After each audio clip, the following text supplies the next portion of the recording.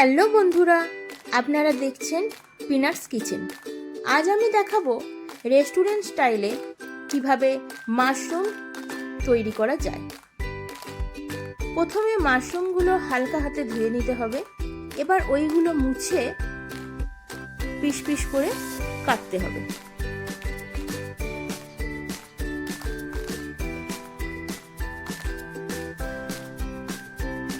Piece piece করে কাটা হয়ে গেলে ওগুলো একটা বাউলে নিয়ে এগুলোকে ম্যারিনেশন করতে হবে।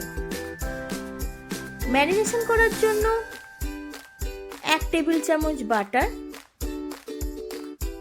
একটু হলুদ গুঁড়ো, একটু কাশ্মীরি লঙ্কার গুঁড়ো, স্বাদ মতো একটু নুন, একটু গরম মশলার গুঁড়ো দিয়ে ভালোভাবে মাশরুমগুলোকে মাখাতে হবে।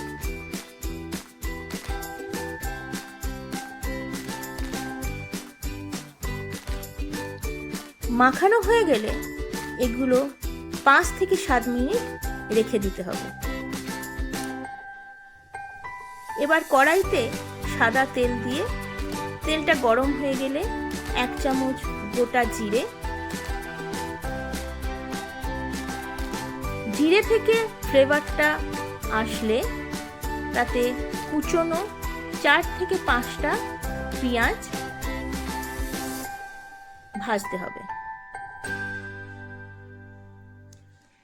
গ্যাসটা হাই করে পেঁয়াজটা ভালো করে ভেজে নিতে হবে।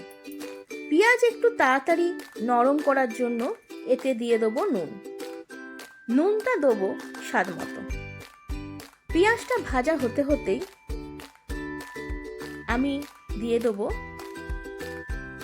3 থেকে 4টে টমেটো পেস্ট।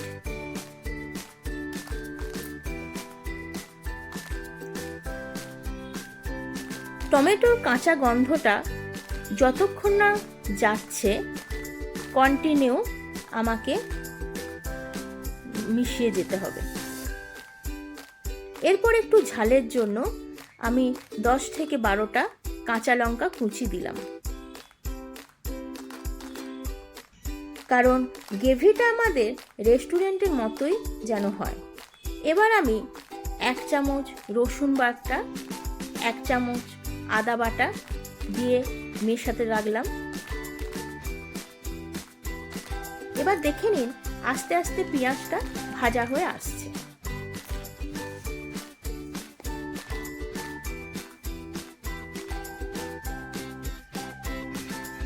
কন্টিনিউ এটা মেশাতে হবে। এবার এতে 1 চামচ হলুদ গুঁড়ো, 1 চামচ কাশ্মীরি লঙ্কার গুঁড়ো দিলাম, দিয়ে কন্টিনিউ মশলাটাকে মেশাতে হবে যতক্ষণ না এর কাঁচা গন্ধটা চলে যাচ্ছে। এবার কড়াইতে যেন মশলাটা লেগে না যায় তার জন্য 1 বাটি জল দিলাম। গ্যাসটা কিন্তু লো ফ্লেমে রাখতে হবে।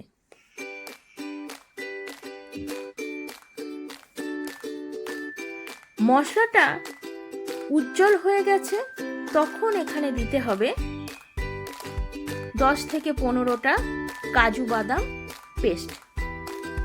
কাজু বাদাম পেস্ট দিয়ে কন্টিনিউ এটা মেশাতে হবে, কারণ এই সময় কড়াইতে লেগে যাওয়ার ভয় থাকে।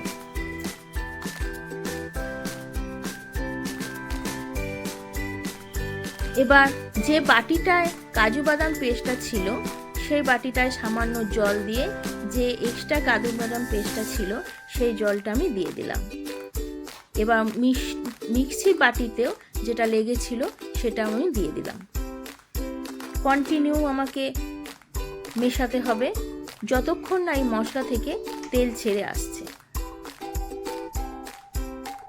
এবার একে একে আরও মশলা অ্যাড করতে হবে, যেমন ধনে গুঁড়ো 1 চামচ, 1/2 চামচ গোলমরিচ গুঁড়ো। এভাবে কন্টিনিউ মেশাতে হবে, না হলে নিচে লেগে যাবার সম্ভাবনা আছে।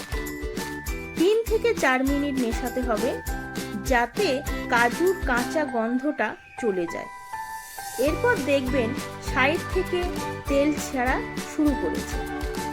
এই সময় সামান্য একটু চিনি দিয়ে দিলাম।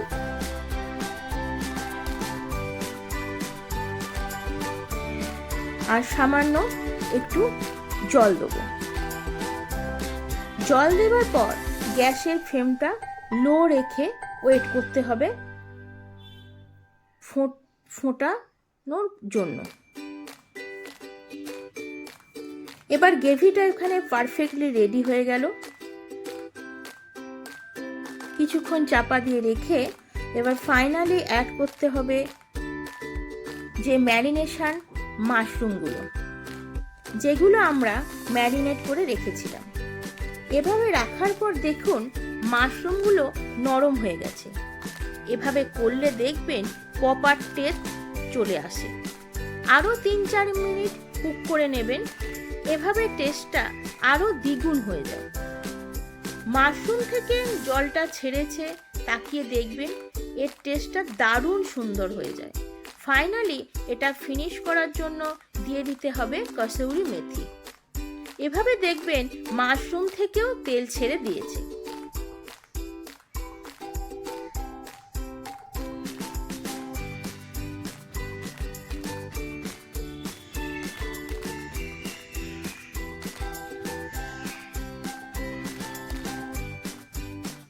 ফাইনালি দিতে হবে ধনেপাতা কুচি। আশা করি এবার থেকে রেস্টুরেন্ট থেকে আর কিনে খেতে হবে না, বাড়িতে ইজিলি বানিয়ে নিতে পারবেন মাশরুম রেসিপি। ভালো লাগলে আমাকে কমেন্ট করে জানাতে ভুলবেন না।